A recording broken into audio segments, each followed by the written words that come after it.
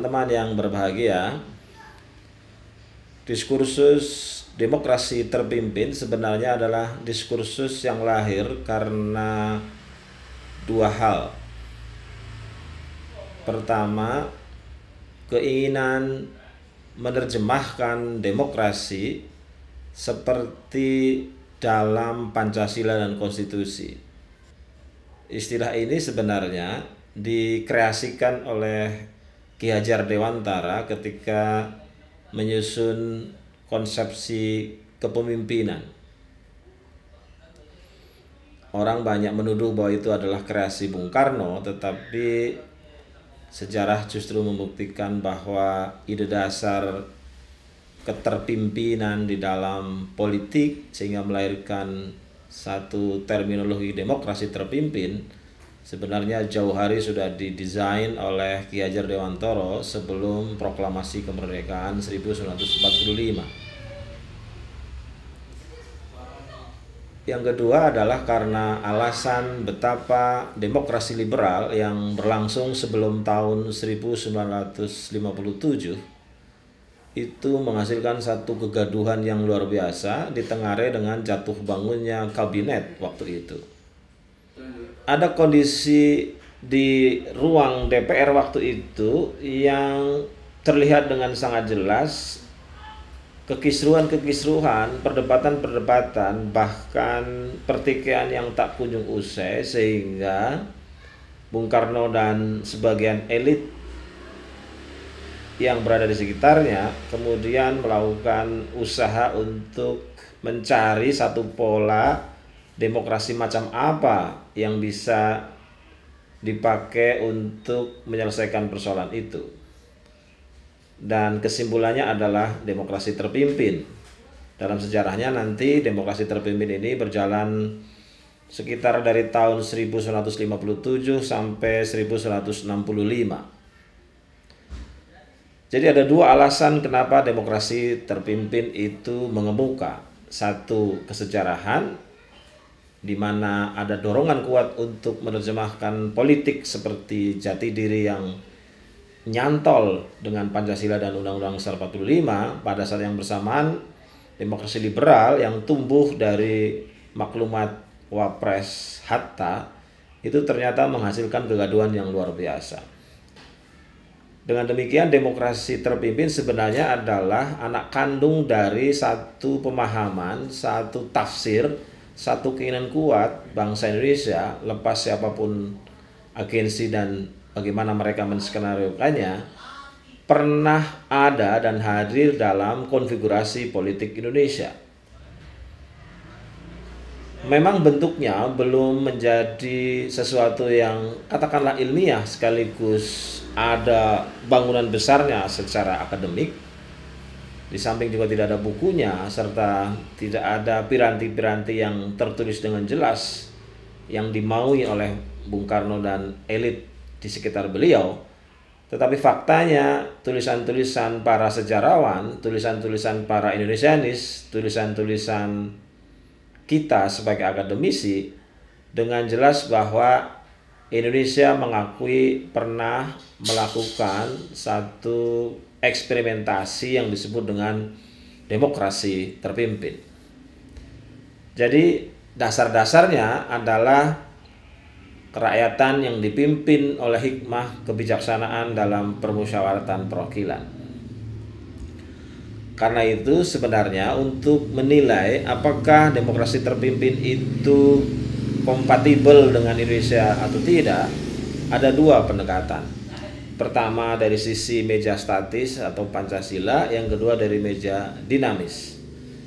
Dari meja statis misalnya kita bisa bertanya apakah konstruksi demokrasi terpimpin waktu itu mengandung nilai-nilai kebertuhanan sebagai implementasi dari pasal pertama meja statis. Yang kedua, apakah demokrasi terpimpin mengandung nilai-nilai kemanusiaan sebagai implementasi dari pasal kedua. Yang ketiga, apakah konfigurasi demokrasi terpimpin saat itu mengandung nilai-nilai kebersatuan sebagai implementasi dari pasal ketiga. Yang keempat, apakah demokrasi terpimpin saat itu merealisasikan satu doktrin kebergotong royongan sebagai visualisasi dan realisasi dari pasal keempat. Dan yang kelima adalah apakah demokrasi terpimpin saat itu memberikan perasaan keadilan sebagai visualisasi sekaligus realisasi dari diktum yang kelima, keadilan sosial bagi seluruh rakyat Indonesia. Tetapi intinya di luar 5 meja statis itu harus disambungkan dengan 4 dasar dinamis seperti yang sering saya sampaikan.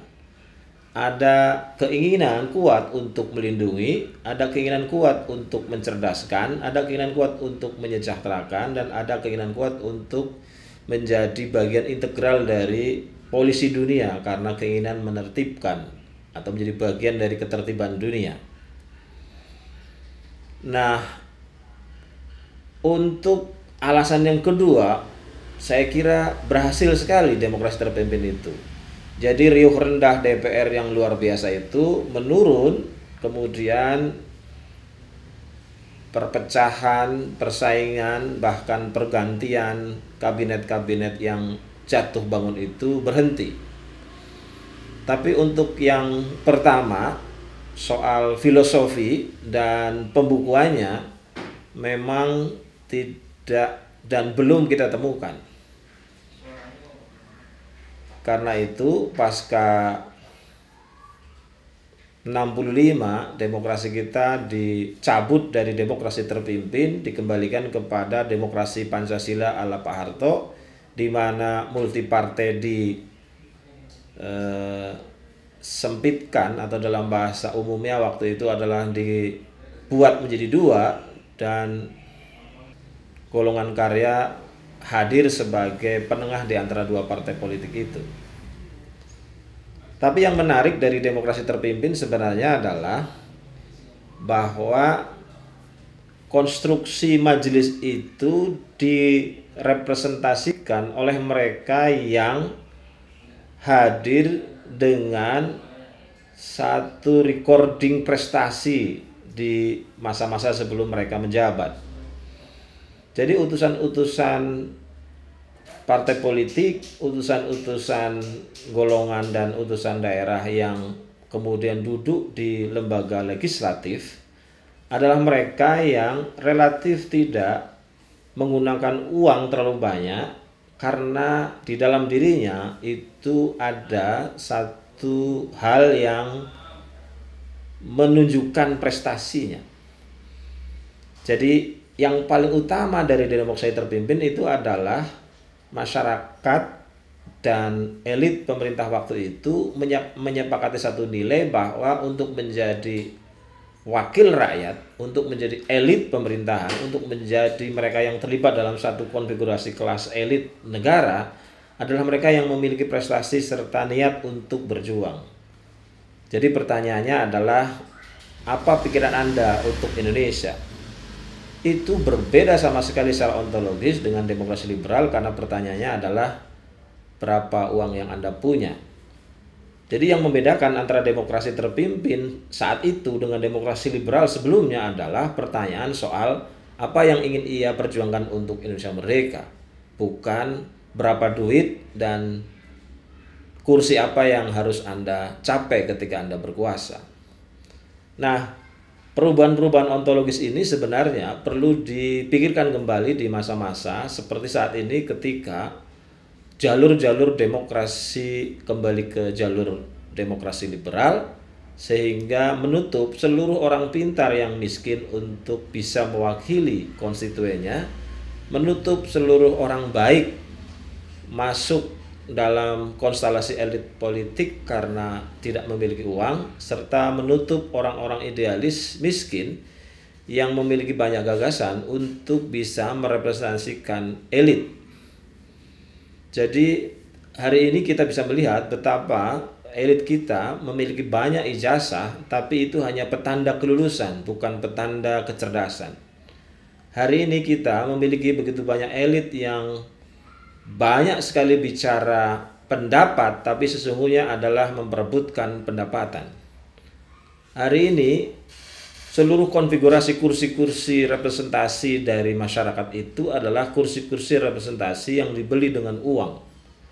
Tidak pernah ada anggota DPR, anggota utusan DPD yang tidak menggunakan uang. Tidak ada satupun kelompok-kelompok yang kemudian menunjuk orang untuk mewakili dirinya adalah menunjuk karena kecerdasan, kejeniusan, kesalehan, keidealitasan yang dimiliki oleh orang-orang itu. Semua yang kita tunjuk, semua yang kita pilih, semua yang kita anggap untuk pantas merepresentasikan keterwakilan masyarakat adalah mereka yang punya uang. Nah, ini adalah satu hulu yang berbahaya sekali bagi masa depan demokrasi kita, karena seperti yang sudah pernah dikritik oleh Bung Karno serta elit di sekitar dirinya waktu itu, menghasilkan kegaduhan yang luar biasa, dan pada saat yang bersamaan tidak pernah mungkin kita mendapati mereka berpikir soal-soal Indonesia, soal-soal apa yang dihadapi oleh warga negara Indonesia.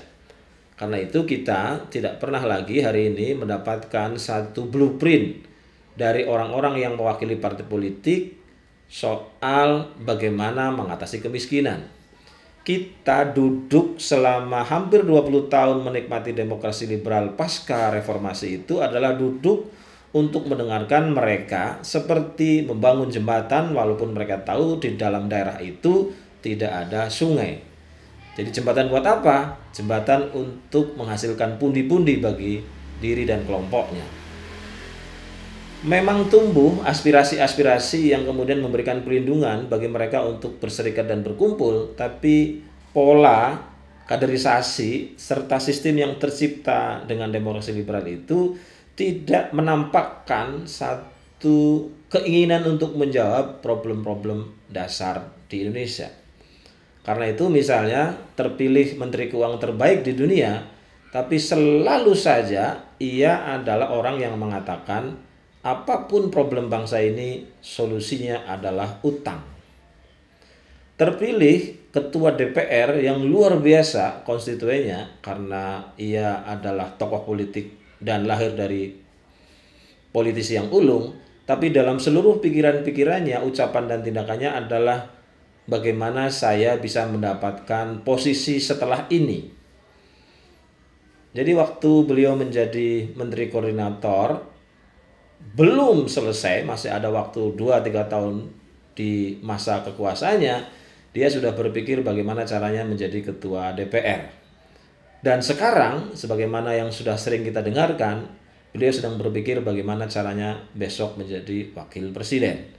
Tidak ada pikirannya yang mengatakan bahwa selama 5 tahun saya menjadi ketua DPR, selama 5 tahun saya menjadi ketua partai politik, selama 5 tahun saya menjadi menteri, itu target utamanya adalah menghabisi kemiskinan, mengurangi kesenjangan, memastikan tersedianya lapangan kerja. Tentu saja sudah dengan topik tupoksinya, karena anggota DPR, ketua DPR dan sebagainya itu tidak dalam wilayah merealisasikan, tapi dia bisa menagih, bisa menyampaikan aspirasi masyarakat kepada eksekutif agar itu dikerjakan, dan kalau tidak dikerjakan maka mereka bisa memberi satu punishment yang keras sekali. Tapi lagi-lagi kita tidak mendapatkan ketua partai politik, anggota partai politik, elit partai politik sebagai representasi dari demokrasi liberal yang bicara soal-soal yang paling mendasar dari apa yang disebut dengan kebutuhan dasar warga negara Indonesia. Jadi satu negara ketika beriman serta mempraktekkan demokrasi liberal itu adalah beriman serta mempraktekkan satu peristiwa di mana penyakit utama dari sebuah bangsa dan negara tersebut tidak menjadi concern utama. Concern utama mereka adalah bukan itu.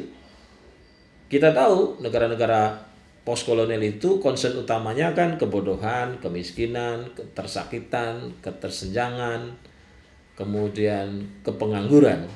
Tapi 5 hal ini tidak pernah menjadi satu concern utama dalam partai-partai politik, sehingga kita tidak tahu apa sih jawaban dari partai A terhadap kemiskinan, apa sih jawaban partai B terhadap eh, lumpuhnya ekonomi, apa sih jawaban Partai C terhadap ketiadaan lapangan pekerjaan, apa sih jawaban dari Partai D terhadap disparitas yang luar biasa.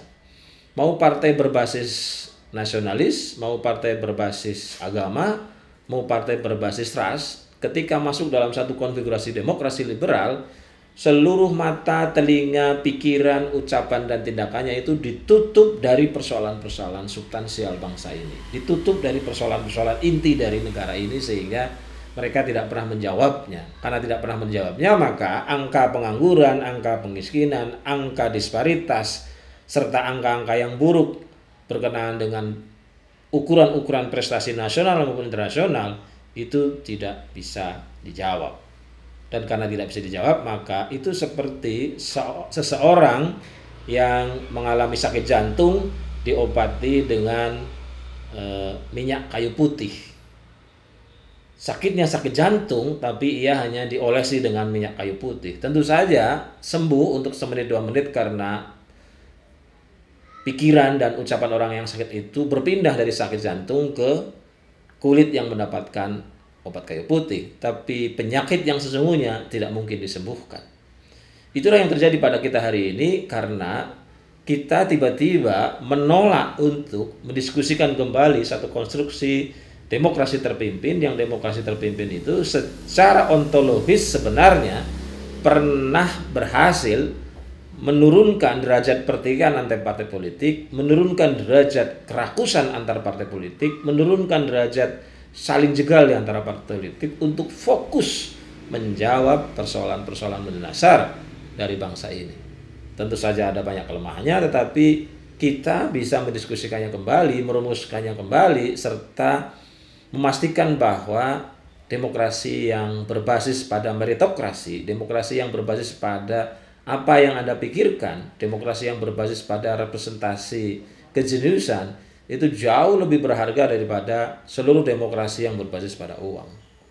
Itulah mengapa saya dan teman-teman di Nusantara Center itu terus saja mendorong untuk melakukan satu terobosan-terobosan dan pewarnaan-pewarnaan agar kita tidak melupakan apa yang disebut dengan problem-problem dasar negara Indonesia. Dan dari problem-problem dasar negara Indonesia itulah kita susun ulang seperti apa demokrasinya, seperti apa politiknya, seperti apa ekonominya, agar ekonomi politik yang kita desain itu menjawab persoalan-persoalan dasar. Bukan satu desain ekonomi politik ala luar, ala bangsa lain, ala negara lain yang diangankan bisa menjawab persoalan-persoalan kita, ternyata tidak connect karena memang persoalan yang kita hadapi berbeda dengan persoalan-persoalan yang dihadapi oleh bangsa dan negara lain. Saya setuju bahwa demokrasi terpimpin itu sebenarnya adalah the supreme of president power. Karena Indonesia memang sejak awal itu mimpinya presidensil. Dalam sistem presidensil memang yang ada itu visi misi presiden. Ada beberapa gelombang pergantian karena kita sempat punya Perdana Menteri, lalu sempat punya mandataris MPR zaman Pak Harto, sehingga bukan visi misi presiden tetapi GBHN. Tapi yang tersirat serta yang tersurat dari Undang-Undang Dasar 45 itu lebih kuat ke presidensil. Walaupun kalau dibaca dengan pelan itu menjadi presidensial. Kenapa sial? Presiden yang pertama dijatuhkan, presiden yang kedua dijatuhkan, presiden yang keempat dijatuhkan. Jangan-jangan presiden yang terakhir itu jatuh sendiri tanpa harus dijatuhkan. Jadi cara bahasanya itu bukan presidensil tapi presidensial. Karena itu kalau pertanyaannya bagaimana cara mengembalikan satu diskurs demokrasi terpimpin, jawabannya adalah ada di tangan presiden. Dulu demokrasi terpimpin itu lewat dekret presiden.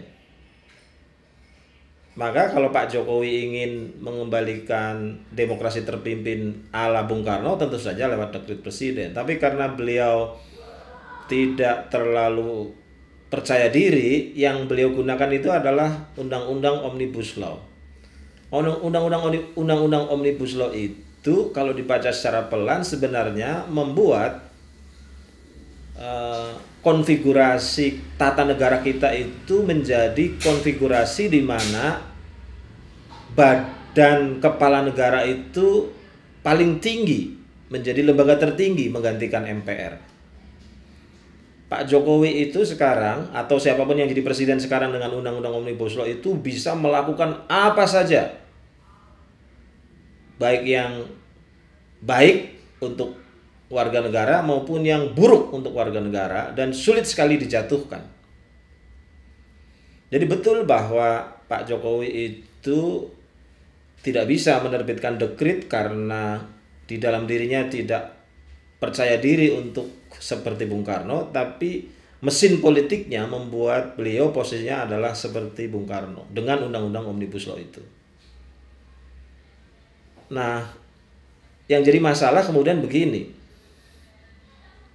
Kita memang punya Bappenas, kita memang punya Menteri Keuangan, kita punya BI, kita punya RPJMN, dan seluruh perangkat yang seakan-akan itu adalah sesuatu yang diangankan merealisasikan konstitusi dan Pancasila serta menjawab persoalan-persoalan dasar dari negara.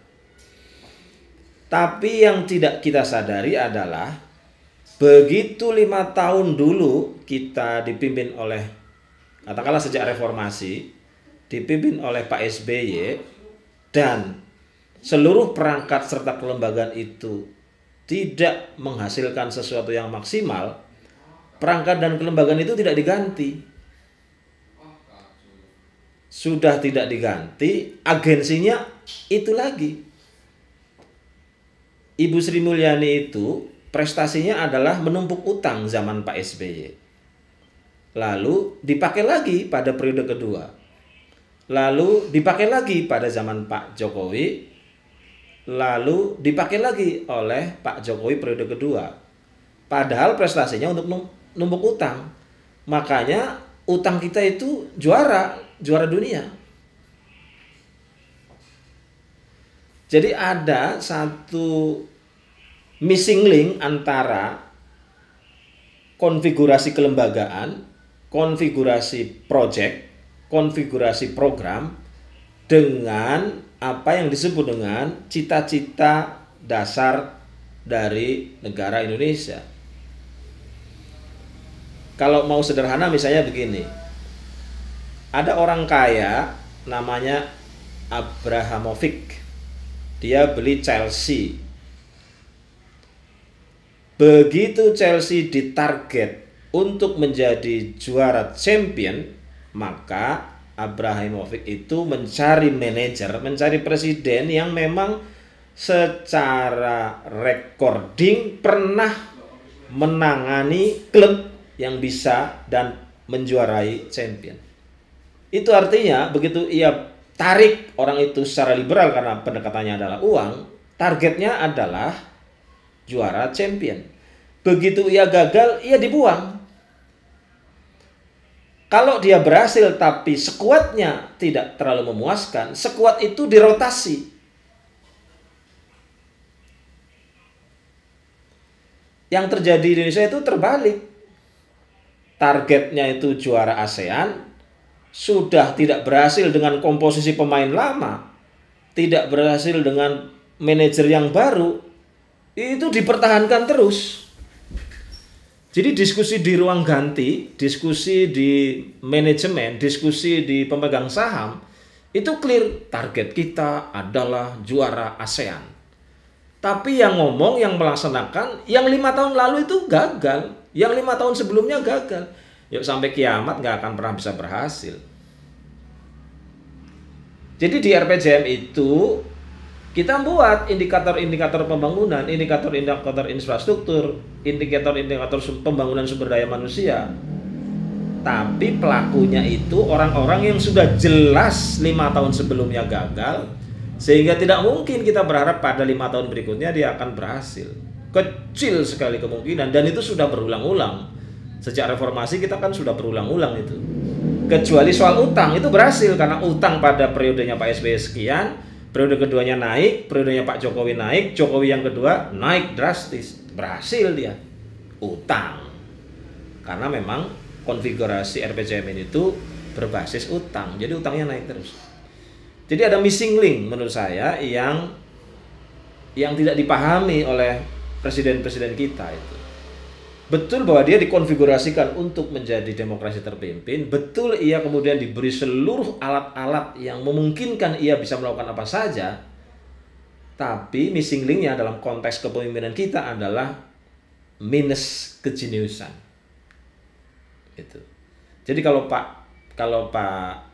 Bung Karno, gagasan itu dari dirinya.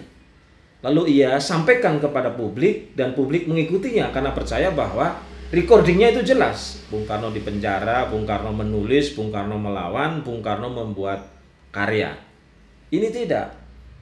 Bagaimana kita mau percaya? Sehingga didesain oleh kelompok yang ada di sekelilingnya dengan harapan presiden itu menjadi presidensil. Karena presidensil maka ia menjadi kepala negara. Dengan kepala negara maka dia menjadi maksum kalau dalam bahasa Islam, tidak tak tersentuh hukum, dan dia bisa summum bukmum umyum fahum la yarji'un terhadap seluruh tuntutan masyarakat. Tapi karena tidak tumbuh dari hatinya, tidak tumbuh dari pikirannya, tidak tumbuh dari ucapannya, itu menjadi tidak seperti yang kita harapkan. Tapi betul, demokrasi terpimpin itu adalah the supreme of the president power. Betul itu. Dan pernah dipraktekkan. Gitu. Yang terakhir soal Cina, saya tidak langsung mempelajari, hanya membaca berbagai literatur. Yang literatur itu memang hampir-hampir memiliki kesamaan tesis bahwa China sedang mengembangkan apa yang disebut dengan demokrasi terpimpin. Tapi yang membedakannya adalah di Cina itu partai tunggal, seperti mimpi awal-awal kemerdekaan Republik Indonesia. Mimpi awal-awal Indonesia merdeka sebelum maklumat Bung Hatta itu adalah partai tunggal, PNI. Tapi kemudian dihapuskan menjadi multi partai.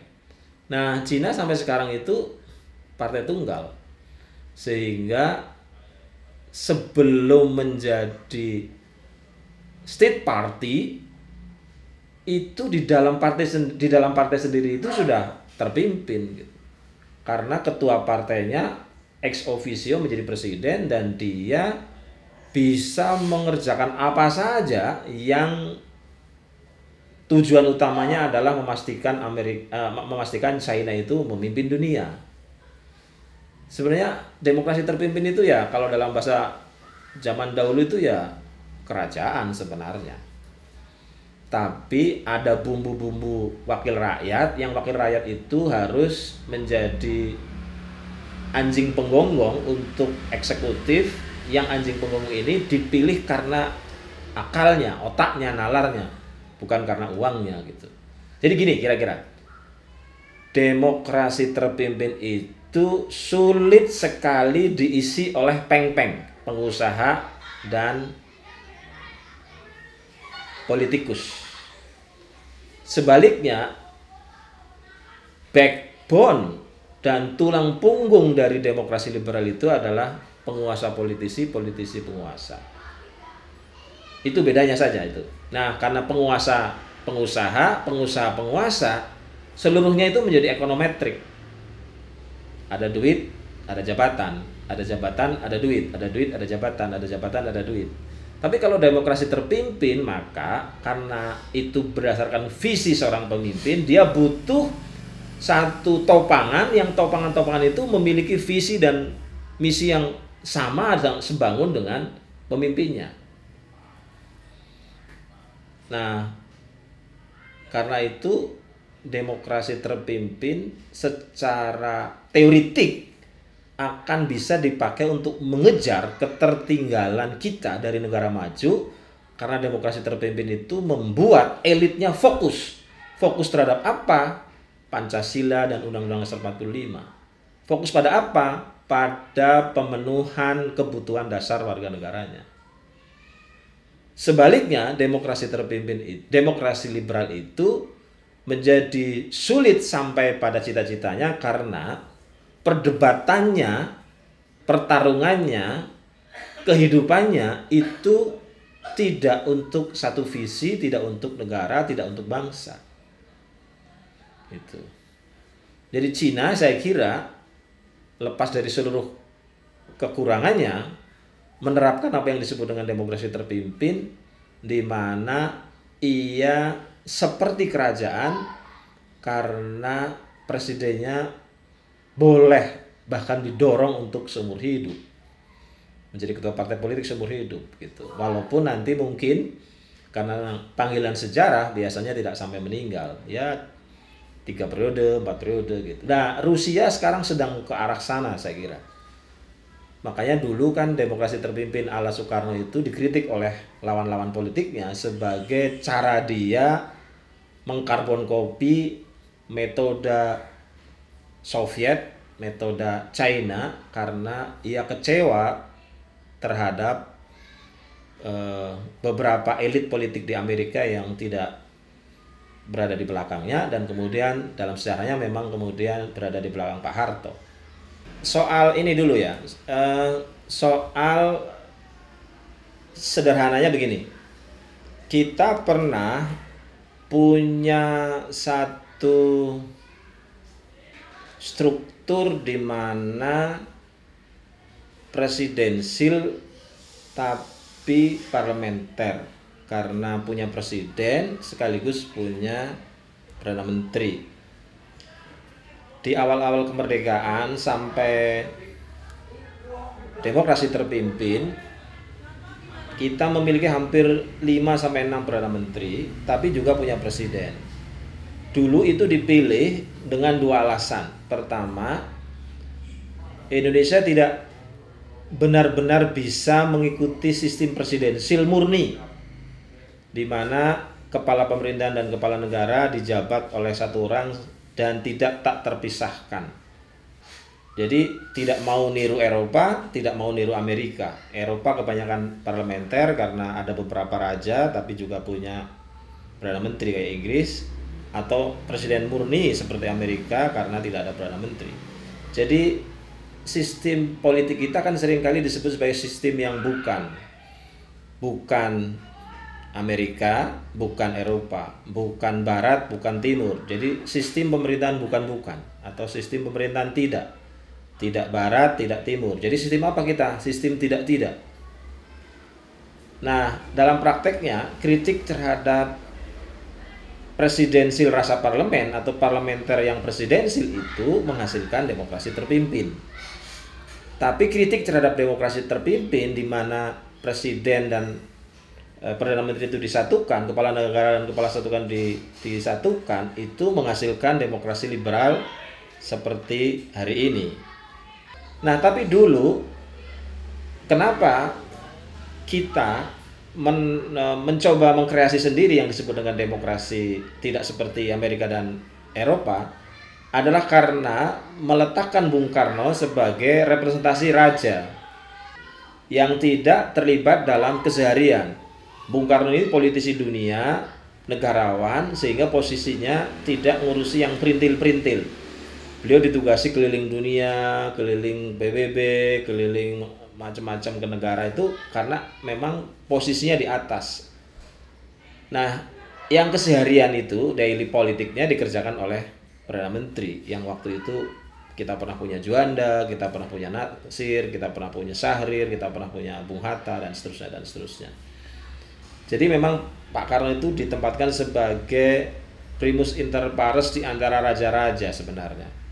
Dan dalam perilaku-perilaku yang seperti kita kaji nanti, kita akan tahu bahwa Bung Karno sendiri merasa seperti itu. Suatu kali dia ditanya oleh wartawan kesukaannya, kenapa dia menikah dengan anak-anak? Jawabannya adalah untuk mengetes apakah saya masih diterima oleh rakyat atau tidak. Bayangkan, ngetes apakah dirinya diterima oleh rakyat atau tidak itu dengan cara mengawini anak-anak. Anak-anak waktu itu yang umurnya SMA lah, kira-kira gitu.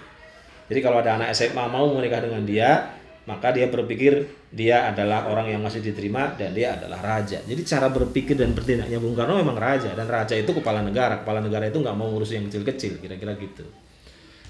Nah, zaman Pak Harto, dalam demokrasi Pancasila yang ia pahami, sistem presidensil dan sistem Parlemen itu dibuang sama sekali, semi presidensil, semi parlemen itu dibuang menjadi mandataris. Pak Harto itu tidak mau terlalu sering menyebut sebagai presiden, dia lebih suka menyebut dirinya sebagai mandataris MPR, sehingga tidak ada hal-hal yang terlalu tinggi. Pak Harto itu nggak suka pidato menjadi menjadi artis dunia. Pada saat yang sama dia juga tidak terlalu ke bawah karena dia percaya pada mafia Berkeley, tapi dia mau mengurusi hal-hal yang di tengah gitu. Yang perintil-perintil itu cukup Wijoyo dan teman-teman, tapi yang agak besar ya tanganin. Nah, reformasi itu membawa kita untuk tidak malu-malu menggabungkan presidensil rasa parlementer rasa presidensil, karena memang harus diakui kami yang waktu itu ada di seputar tim ad hoc amandemen adalah produk pemikiran, produk sekolahan Amerika. Jadi ketika kita merdeka sampai umur 60-70 tahun negara ini, banyak ilmuwan-ilmuwan kita belajar di Amerika yang kemudian menganggap bahwa sistem presidensil Amerika itu bagus, dan karena bagus maka perlu dicangkokkan di Indonesia. Saya masih ingat waktu itu tahun 98 kita tidak punya ahli hukum tata negara, sehingga cara hukum tata negara Indonesia tidak ada, ya sudahlah ikut saja Amerika. Doktor ilmu politik yang sempat kita panggil ke DPR untuk diskusi soal amandemen itu sulit sekali dicari, dan kita hanya dapat 1-2 orang saja. Itu pun bukan politik Indonesia. Dia sebenarnya adalah ahli politik Amerika dan Eropa. Jadi saya ingin mengatakan kepada saudara-saudara bahwa amandemen kita itu termasuk juga berubah secara drastisnya pendulum arsitektur politik kita itu, karena memang arsitektur politik Indonesia itu tidak ada. Kenapa tidak ada? Karena tidak ada di kampus. Jadi Fakultas Ilmu Politik dan Ilmu Sosial yang ada di Indonesia itu adalah Fakultas Ilmu Politik dan Ilmu Sosial kurikulum asing. Mempelajari politik Amerika, mempelajari politik Eropa, mempelajari politik negara-negara lain, tapi kita tidak pernah mempelajari, apalagi menggali politik Indonesia. Sehingga kita ketika melakukan amandemen atau ketika melakukan penyusunan undang-undang itu ya seluruhnya produk dari di mana kami sekolah, di mana kita sekolah. Bukan sekolah di Indonesia yang menghasilkan pemikiran politik Indonesia sehingga goyang. Gitu loh. Jadi kalau mau bicara plus minus itu sulit karena kita tidak punya bukunya gitu loh. Buku politik Pancasila, buku politik ekonomi Pancasila, buku politik ekonomi ideologi Ipolexos Budhankam Pancasila nggak punya. Ada sekolahnya Lemhanas, tapi Lemhanas sendiri tidak pernah menyusun buku induk Ipolexos Budhankam Pancasila.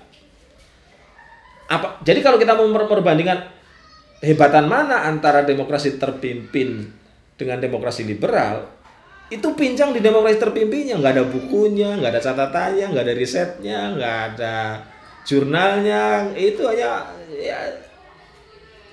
ya cerita lisan. Di Wikipedia itu juga cuman oral history. Di Wikipedia kalau ada cek itu cuma 3-4 paragraf gitu loh. Jadi kalau amandemen itu bergeser, ya wajar wong mereka yang dipanggil, mereka yang ditanya oleh anggota DPR MPR waktu itu dipimpin oleh Pak Amin Rais itu jawabannya ya jawaban politik Amerika, jawabannya ya tata negara Amerika, jawabannya ya tata negara Eropa, jawabannya ya politik. Dan itu bisa dilihat dari istilah-istilahnya. Ketua MPR yang saya hormati, yang saya tahu demokrasi itu adalah deliberative demokrasi ala Prancis. Loh, kok ala Prancis? Yang saya tahu Alexis de Tocqueville itu mengatakan demokrasi itu adalah dari rakyat oleh rakyat, karena di Amerika begitu lah ya. Nggak ada demokrasi yang saya pahami itu seperti yang dikembangkan oleh Gajah Mada, nggak ada itu. Yang dikembangkan oleh Ronggolawe nggak ada, yang dikembangkan oleh Panembahan Senopati tidak ada. Jadi semuanya itu teksnya itu asing. Karena asing maka perubahan-perubahannya menjadi clear dan cepat. Tetapi ketika dikonfigurasikan secara parameter perbandingan komparatif dengan demokrasi Indonesia, demokrasi terpimpin, demokrasi Pancasila, itu di sininya jomplang, nggak bisa. Kan kita bisa membandingkan kalau apple to apple, misalnya sepeda merek BMX dengan sepeda merek Jengki, ada barangnya, ada metodenya, ada pabriknya, ada warnanya, ada ban, lengkap, bisa diperbandingkan. Ini enggak. Yang sini penuh dengan buku, penuh dengan riset, penuh dengan tetek bengek administrasi intelektual dan jurnal. Di sini kosong blok. Nah, makin kosong itu karena di sini bergerak terus. Demokrasi liberal itu makin hari makin cepat menguasai segala sektor walaupun ditunggangi oleh oligarki. Pada saat yang sama demokrasi terpimpin, demokrasi Pancasila, demokrasi Indonesia, demokrasi yang dibayangkan oleh para pendiri republik itu tidak ada barangnya. Jadi karena nggak ada barangnya maka menjadi debat kusir ketika kita bicara perbandingan, bicara apa kelebihan dan kekurangannya gitu. Jadi masih konsepsi. Makanya Pak Yito ini ambil doktor, nanti setelah selesai nulis lagi soal demokrasi terpimpin menjadi sebuah buku, menjadi sebuah literatur yang jurnalis, yang jurnal, sehingga kalau nanti ada pertanyaan seperti Pak Irawan, bagaimana sih cara membandingkannya antara si A dengan si B, agak kompatibel gitu. Iya, dan kita belum punya. Makanya ini harus kita diskusikan, ini harus kita sampaikan ke publik bahwa betapa defisit literasi demokrasi Indonesia, demokrasi Pancasila, demokrasi terpimpin itu adalah defisit kita semua sebagai ilmuwan. Defisit kita semua sebagai sekuler, defisit kita semua sebagai seorang sarjana yang hidup di Indonesia dan ingin menghidupi dengan nilai-nilai Indonesia, tapi nilai-nilai Indonesia itu baru sebatas oral history. Itu loh. Jadi kalau pertanyaan berikutnya adalah apakah sistem hari ini mampu menyelesaikan persoalan-persoalan real yang dihadapi masyarakat? Saya sudah lama mengatakan 100% bahkan 1000% tidak akan mampu. Tidak akan mampu. Sebab tidak sesuai dengan hal-hal yang real. Misalnya begini. Hari ini kita kebanjiran pengangguran baru dari sarjana, tamatan SMA, tamatan SMP, dan tamatan SD. Luar biasa banyaknya. Apa yang disampaikan Presiden? Tidak ada. Apa yang disampaikan Menteri Tenaga Kerja? Tidak ada. Apa yang disampaikan Menteri Perindustrian? Tidak ada. Apa yang disampaikan sebagai Kepala Bappenas? Tidak ada. Lebih tidak ada lagi oleh Menteri Keuangan. Tidak ada. Padahal itu adalah menteri-menteri yang terkait dengan problema naiknya jumlah pengangguran. Mestinya kalau jumlah pengangguran naik, yang pertama kali pidato itu adalah Kepala BKPM, yang kebetulan kami itu, Pak Yito pasti kenal, si Bahlil kan. Kalau teman-teman pasti memanggilnya Bahlul. Jadi Bahlil harus mengatakan, saya merespon meningkatnya pengangguran dengan mendatangkan sekian investasi, yang investasi itu harus diorientasikan pada padat kerja, bukan padat modal. Harusnya dia merespon itu yang merespon pertama harusnya Bahlil tuh. Setelah itu baru Menaker. Sebagai Menaker, saya menginstruksikan investasi-investasi itu dipastikan masuk di wilayah padat kerja. Sehingga jumlah pengangguran yang sekian bisa disedot sekian. Sehingga jumlah angkatan kerja dari sarjana yang sekian menjadi disedot sekian. Nah, itu Menteri Tenaga Kerja. Di atasnya harusnya Menteri Industri. Menteri Perindustrian itu harus pidato. Saya sebagai Menteri Perindustrian memastikan membuat satu juklak yang jelas sekali bahwa perindustrian yang harus dikembangkan adalah perindustrian padat karya. Sekian yang harus direkrut. Lalu baru Menteri Keuangan. Saya sebagai bendahara negara menyediakan insentif khusus untuk lembaga-lembaga yang terkait dengan penghapusan pengangguran sekian persen.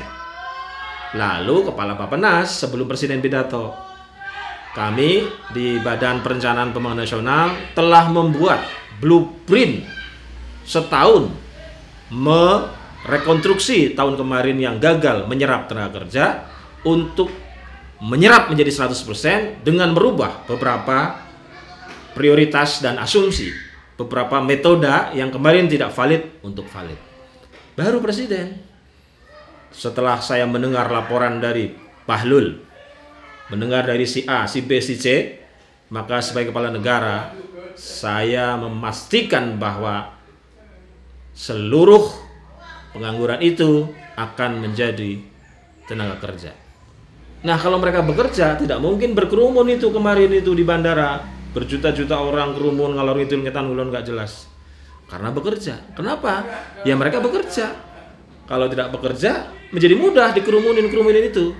Dan itu berbahaya karena makin banyak orang berkerumun, makin tidak produktif. Nah, kelembagaan kita, saudara-saudara, di tingkat kenegaraan, agensinya di tingkat kenegaraan itu tidak merespon itu. Karena tidak merespon, maka saya yakin sistem negara kita hari ini yang beriman serta melaksanakan demokrasi liberal pasti tidak bisa menyelesaikan persoalan-persoalan dasar dari negara dan bangsa ini. Teman-teman yang berbahagia, saya kira tidak ada cara lain untuk memastikan martabat bangsa ini, kedaulatan negara ini, kecuali di tangan para pemikir, pelaku yang memahami konstitusi, memahami Pancasila, lalu menuliskan pikiran-pikiran itu menjadi satu metode, satu roadmap yang harus dikerjakan oleh mereka yang hari ini di kekuasaan. Dan itu adalah hilir dari apa yang disebut dengan demokrasi terpimpin. Tapi hulunya adalah mulai menuliskan ulang apa itu politik Indonesia, apa itu arsitektur ekonomi politik Indonesia, dan membuatnya menjadi kurikulum di sekolah-sekolah formal, informal, dan non-formal. Dan yang paling utama adalah menjadi mata kuliah wajib di kampus-kampus agar ketika mereka nanti lulus dan tertransformasi menjadi elit Indonesia, mereka akan menjawab persoalan-persoalan mendasar yang kita hadapi dengan metode Indonesia, pikiran Indonesia, praktik Indonesia yang bertumpu pada Pancasila dan konstitusi. Itu adalah hulu yang harus kita kerjakan sehingga hulu hilirnya nanti ketemu, dan kalau ketemu, keyakinan kita bahwa Indonesia akan menjadi raya dan menjadi mercusuar dunia bisa semakin hari semakin diyakini. Itu dari saya, kurang lebihnya mohon maaf. Billahi taufik wal hidayah. Salam Nusantara. Indonesia butuh generasi tangguh, berdikari dan berpendirian teguh, serta tekad untuk Indonesia utuh. Bangun semua daerah yang tak tersentuh. Bangkitlah generasi muda perkasa, berani dan tegas dalam tutur kata, berkomitmen bangun Indonesia Raya demi kemakmuran rakyat Nusantara.